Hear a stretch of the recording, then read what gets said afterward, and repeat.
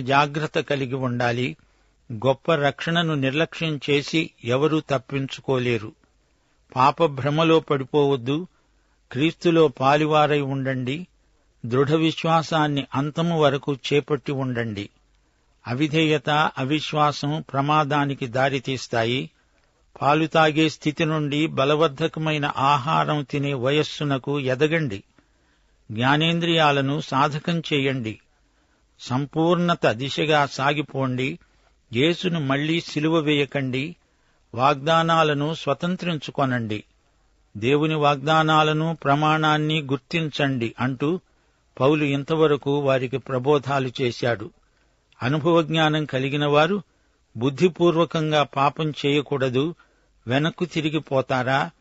కాలదోషం పట్టి నిరుపయోగమైపోయిన మతాచారములకు మరల తిరిగిపోతారా? వద్దు. పాప